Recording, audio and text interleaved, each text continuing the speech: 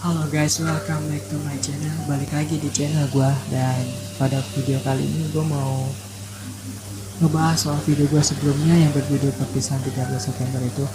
Jadi video itu berdasarkan kisah pribadi gue sendiri, dan ini adalah lanjutan dari video tersebut. Tapi sebelum itu jangan lupa like, comment, dan subscribe.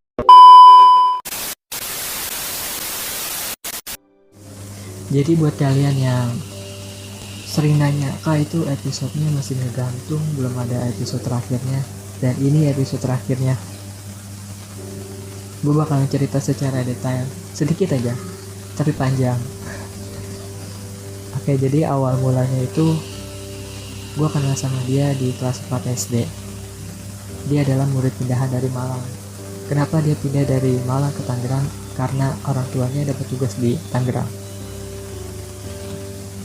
Dia masuk ke kelas gua, memperkenalkan diri seperti biasa.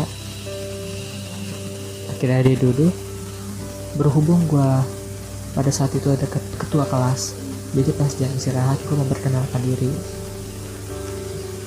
Awalnya sih semua berjalan biasa aja sih, kayak kita bertemu sama yang lainnya.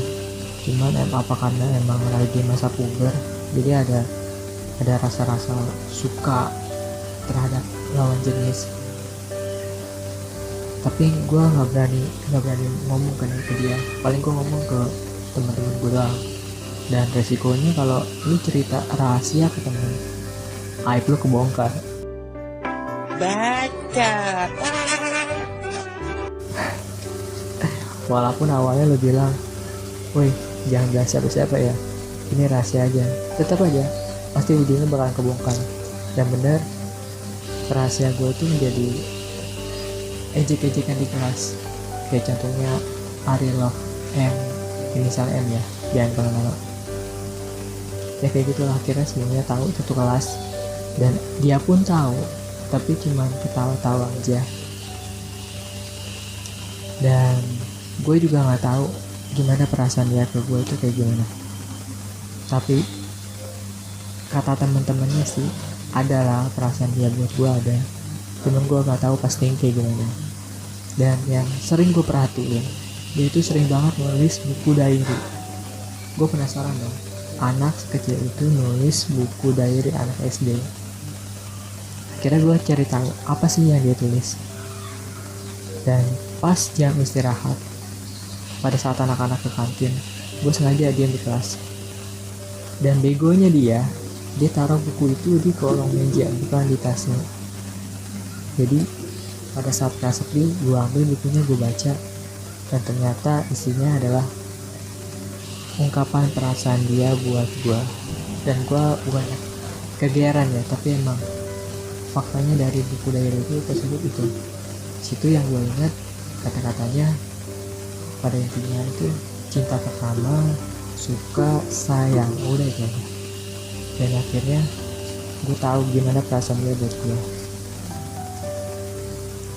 Tapi akhirnya dia tahu kalau gue baca buku diary dia.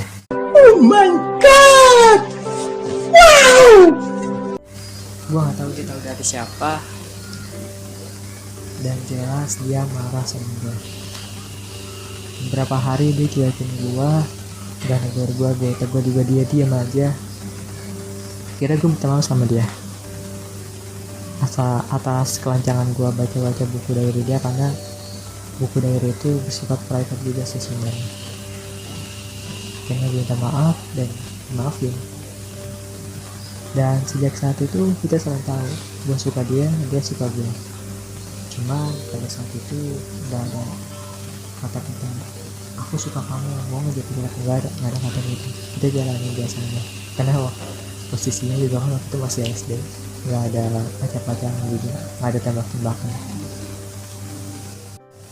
Dan semenjak tahu kalau gue suka sama dia dan dia suka juga sama gue, kira kita semakin dekat. Bahkan kita pulang bareng, pulang sekolah bareng. Dan dulu itu ya, kita kalau ke sekolah itu bawa sepeda itu rasanya udah mewah. Beda kalau zaman anak-anak sekarang itu harus pakai motor kan ya. Kalau dulu tuh zaman dulu tuh bawa sepeda udah mewah banget. Dan kalau kalian masa kecilnya belum pernah nganterin cewek belum pernah nganterin cewek yang kalian suka pakai sepeda. Kayaknya masa kecil kalian belum lengkap, belum bahagia. Gue sering banget tuh semenjak kejadian itu, gue sering nganter dia pulang boncengin naik sepeda. Tapi semenjak itu kebahagiaan gue gak berjalan lama. Kenapa? Karena gue pindah rumah, dan otomatis kan juga harus pindah sekolah. Dan semenjak itu gue udah gak pernah ketemu lagi sama dia, lost contact.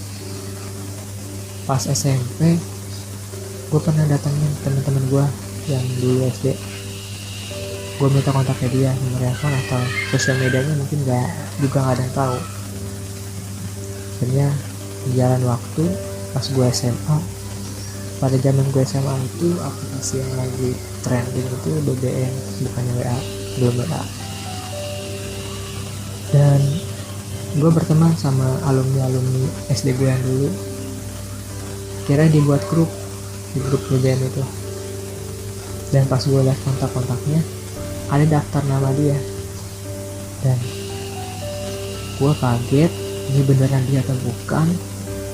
Kita gue japri sama gue bilang, ini beneran kamu? Gue bilang iya katanya. Dan semenjak itu komunikasi gue sama dia itu lebih intens. Gue ya saling tukar kabar. Gue tanya kemana aja, nggak ada kabarnya, susah banget cari kontaknya. Ya udah gitu lah. Akhirnya kita semakin dekat dan kita ngebahas juga soal perasaan kita yang dulu.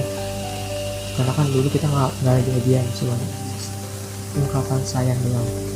Akhirnya gue bilang, lu mau nggak ngulangin lagi hubungan kita yang dulu? Dia bilang, iya aku mau, aku juga masih sayang banget sama kamu karena kamu cinta sama aku. Tapi kamu tahu sendiri kan, kita bakalan LDR. Dan aku sekarang udah balik lagi ke Malang. Awalnya berat juga ya terima kenyataan kalau harus LDR.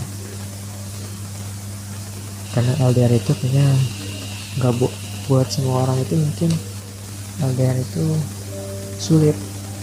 Karena kita jarang ketemu, cuma ngandelin komunikasi lewat telepon aja. Jadi gue sama dia jadian sebenarnya itu. Komunikasi gue sama dia cuma berjalan dari handphone, telepon, chattingan, tapi nggak pernah video call. Paling kita cuma tukar video aja sih, tukar video kita sehari-hari di sekolah. Dan bulan demi bulan, sebulan, 2 bulan, kira 3 bulan, pada saat kita mau ujian nasional itu di kelas 3, seminggu sebelum ujian dia ngechat gue. Dia bilang, kita udahan ya, aku mau fokus sama ujian. Sering kali dapetin alasan kayak gini. Gue bilang sama dia, haruskah kita putus hanya karena ujian? Dia bilang, iya tapi aku mau fokus dulu sama ujian. Gue bilang, gak mungkin, pasti ada alasan lain. Gue tekan dia, gue jelasin apa yang terjadi sebenarnya. Kelamaan tuh dia jawab. Pas jam istirahat baru dia bales. Dia bilang, aku udah berubah. Aku bukan M lagi yang kamu dulu kenal. Maksudnya gimana? Gue tanya. Berubah kayak gimana? Aku tuh bukan M lagi yang kamu kenal dulu. Aku tuh nakal sekarang. Aku udah gak, ya kalian ngerti lah mungkin maksud gue. Udah gak itu. Di situ gue kaget. Gue nggak tahu gue harus gimana. Di satu sisi gue sayang sama dia, tapi di sisi lain ada perasaan sakit yang gak bisa dijelasin.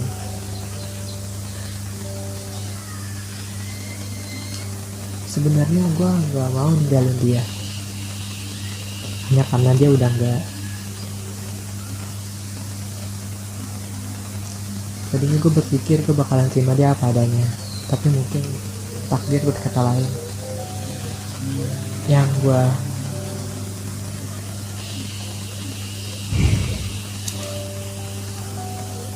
nggak percaya, yang gue nggak habis pikir itu kok bisa,